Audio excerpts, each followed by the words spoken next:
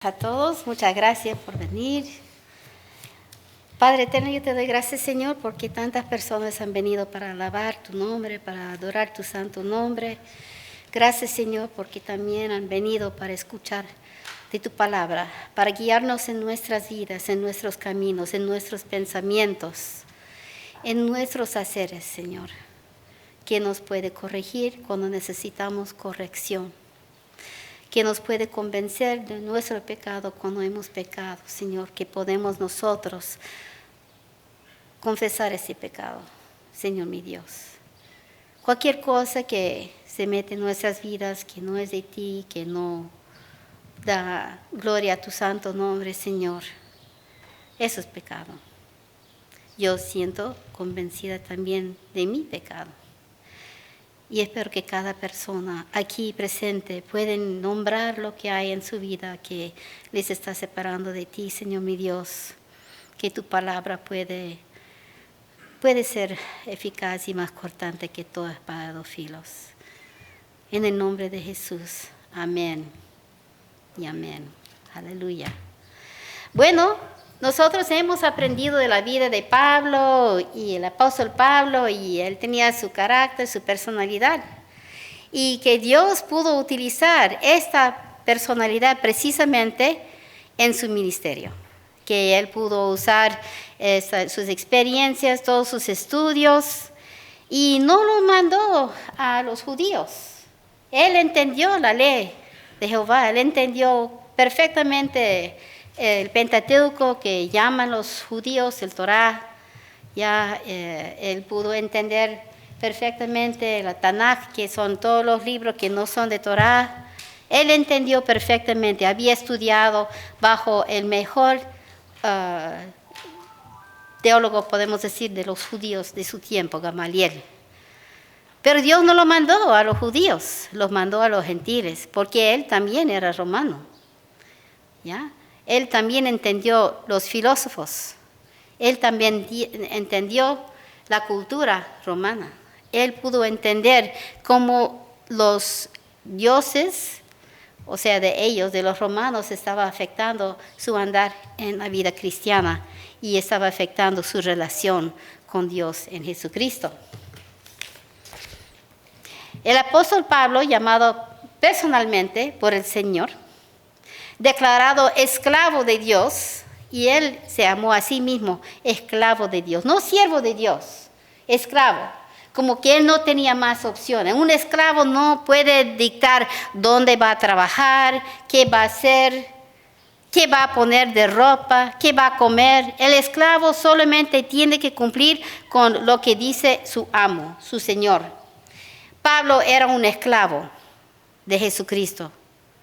¿Y nosotros somos esclavos de Jesucristo?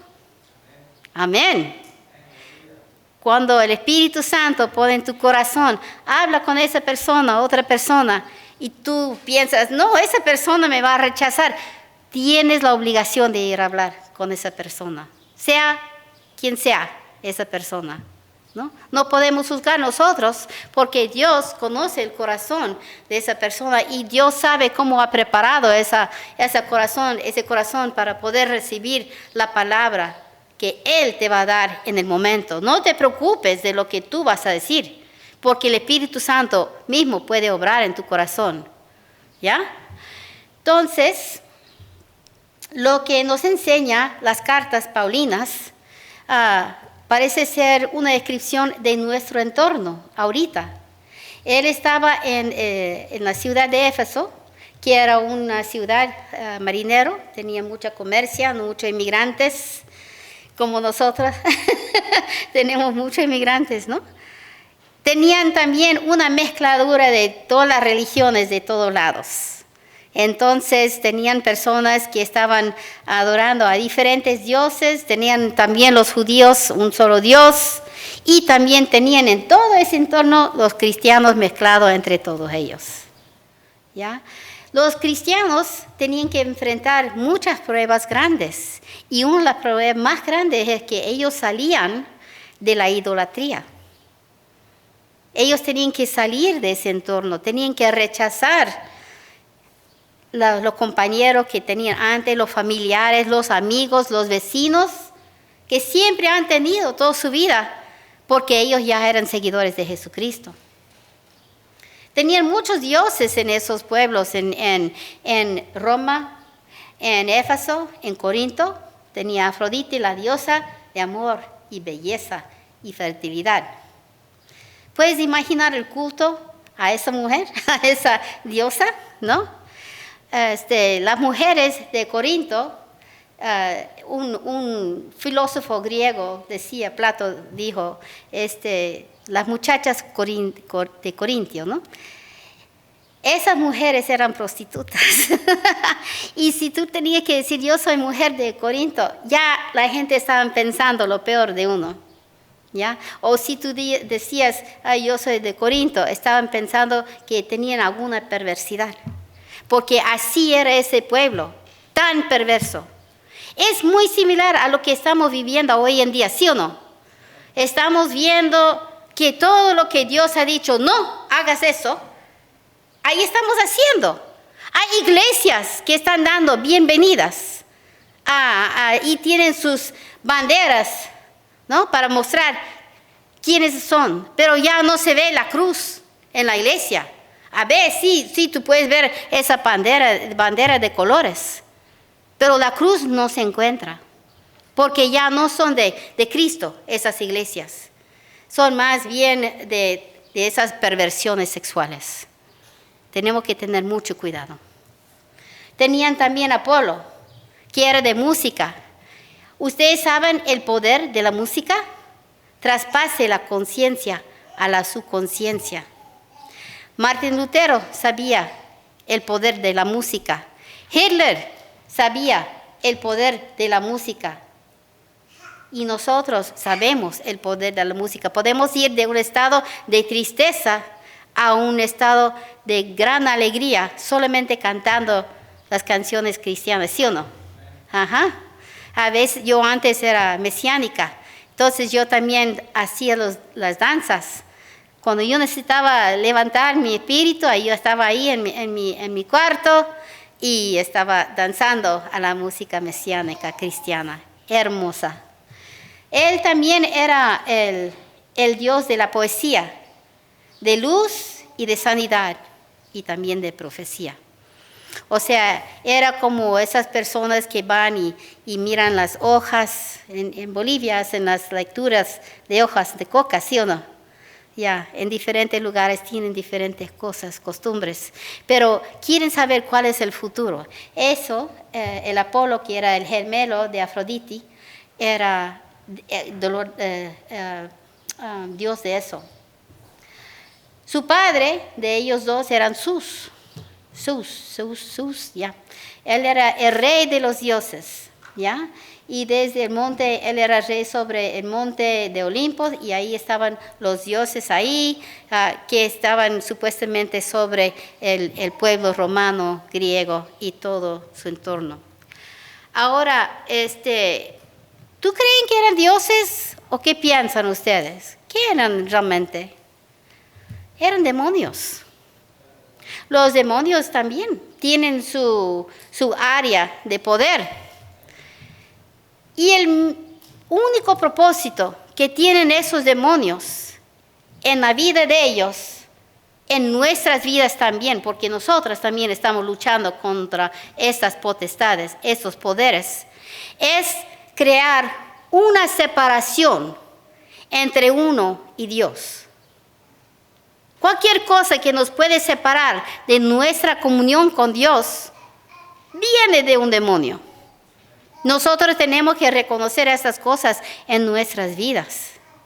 Yo tengo un problema ahora que falta de atención, entonces nunca jamás yo tenía interés en mirar televisión, pero ahora yo quiero mirar televisión, es un problema. Yo reconozco eso en mi vida. Cada uno de nosotros tenemos nuestras luchas, cosas que nos están interrumpiendo nuestra relación con Dios. A veces, si se nota que la oración te es muy difícil, que tu mente está tambaleando por aquí, por allá, todo pensamiento entra cuando estás tratando de orar, sabes que estás en batalla. Y así estos cristianos eran nuevos, de Roma, de Corinto, de Éfeso, de Gálatas. Y Pablo era la persona que les traía el evangelio de Jesucristo. Él tenía el evangelio puro. Nosotros hoy en día estamos luchando con muchas falsas enseñanzas en las iglesias, muchas, como de la prosperidad, también que nosotros podemos aceptar cosas que no deberemos aceptar, cosas así. Estamos luchando. Uno tiene que comprobar la enseñanza en la iglesia con la palabra de Dios. Si tú no puedes comprobar esta enseñanza, sabes que no es de Dios. La palabra de Dios nos manda verificar si las enseñanzas son correctas. Es nuestro trabajo. No podemos quedarnos como idiotas pensando que cualquier cosa que sale del altar es la verdad. Tenemos que tener siempre una mente cuestionando. Tenemos que verificar. Como se nota, había mucha repetición en los dioses también, pero todos estos demonios tenían un solo propósito: acabar con los humanos. Separarlos de Dios, Jehová, para siempre. Sus cultos se requerían de prácticas indignas, fornicación, matanza de bebés o de inocentes. Tenían los juegos romanos, ¿recuerdas? Donde metían la gente dentro de un lugar y ahí soltaban los leones, los animales. Usualmente eran cristianos. La gente llegaron a ser indignos también, pues el pecado nos separa de Dios. Es aquí, en este ambiente, donde Pablo llegó a ser apóstol a los gentiles.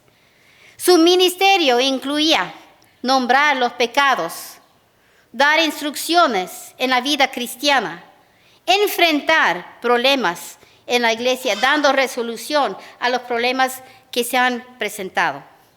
Todo eso porque Dios le había llamado y su mensaje era mensaje de amor, aunque parecía duro en el momento. El padre que ama a su hijo, ¿lo deja hacer lo que él quiere o lo corrige? Lo corrige, y a veces con dureza, pero es por amor que lo hace.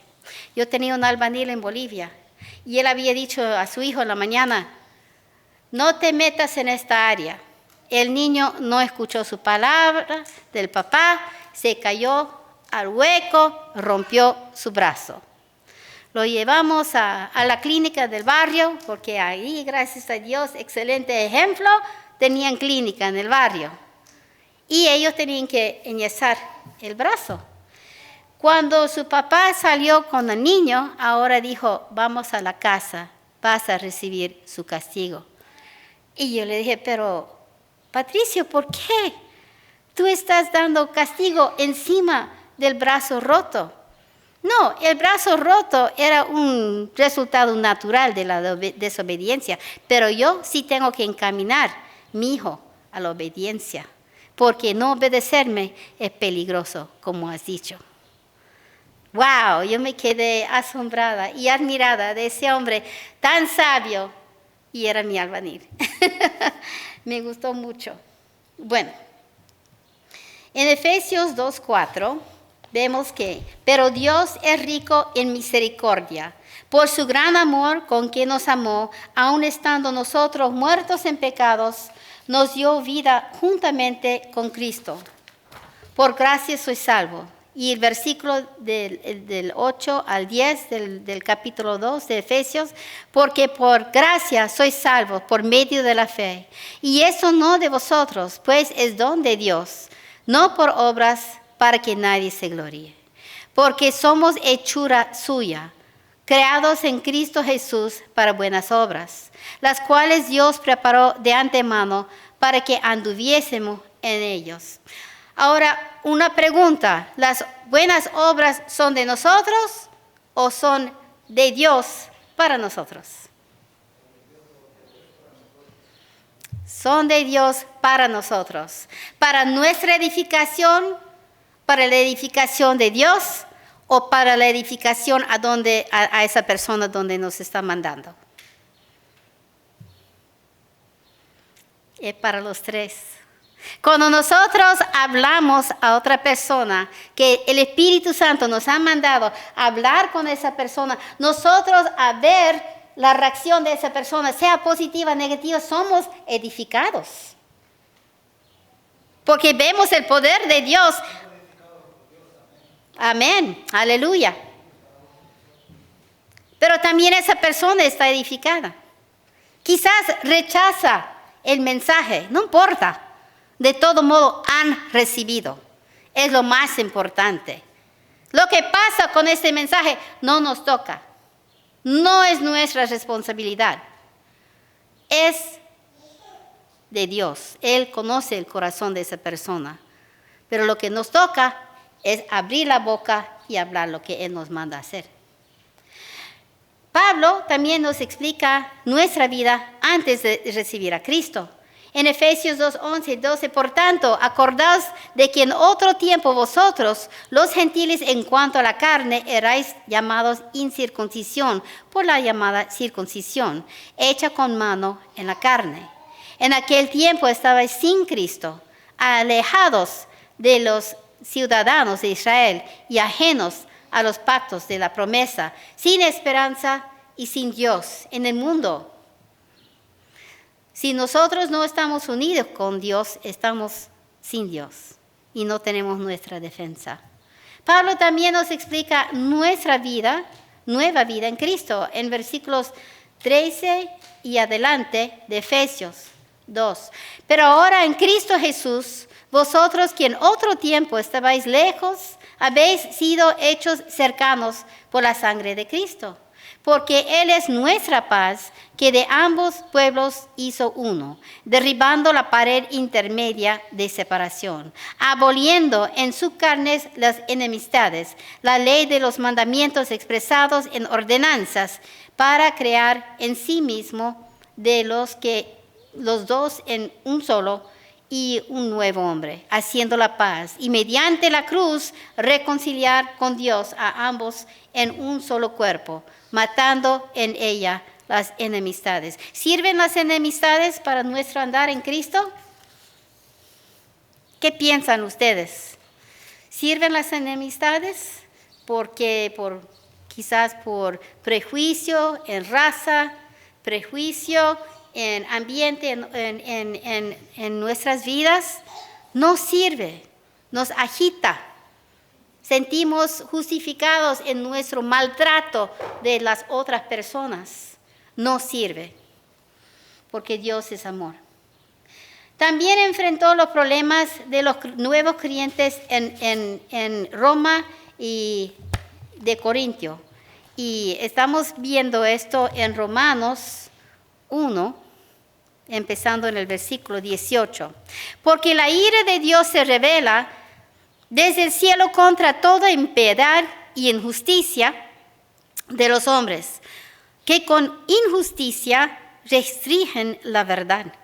Pero lo que se conoce acerca de Dios es evidente dentro de ellos, pues Dios se los hizo evidente. Porque desde la creación del mundo, sus atributos invisibles, su eterno poder y divinidad, se han visto con toda claridad, siendo entendidos por medio de lo creado, de manera que ellos no tienen excusa. Pues aunque conocían a Dios, no lo honraron como a Dios, ni le dieron gracias, sino que se hicieron vanos en sus razonamientos y su necio corazón fue entenebrecido. Profesando ser sabios, se volvieron necios y cambiaron la gloria del Dios incorruptible por una imagen en forma de hombre corruptible, de aves, de cuadrúpedos y de reptiles. Eso se llama idolatría. ¿Ya? Hay personas que se hincan delante de alguna estatua, pensando que sus oraciones y sus muchas palabras reiteradas, muy repetitivas, van a hacer algo. Eso es una imagen, tiene oído, pero no puede oír. Tiene ojos, no puede ver. Tiene boca, no puede hablar. Y tiene piernas, pero no puede andar. No tiene ningún poder ni sobre sí mismo ni sobre nuestras vidas. Sin embargo, como esas personas que hacen eso no quieren aceptar a Dios en sus vidas y el poder de Dios, hacen eso. Ahora en el 24 dice, por lo cual Dios los entregó a la impureza en la lujuria de sus corazones.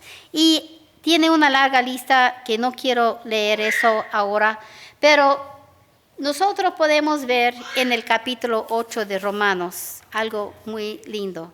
Nosotros no tenemos que quedar ahí en la miseria, en el pecado, ¿no? Nosotros tenemos el privilegio de seguir nuestro Señor. De la misma manera también el Espíritu nos ayuda en nuestra debilidad. No sabemos orar como debiéramos, pero el Espíritu mismo intercede por nosotros con gemidos indecibles. Ahí entra en la oración en lenguas. Y aquel que escudriña los corazones sabe cuál es el sentir del Espíritu, porque Él intercede por los santos conforme a la voluntad de Dios. Y sabemos que para los que aman a Dios, todas las cosas cooperan para bien. Esto es, para los que son llamados conforme a su propósito.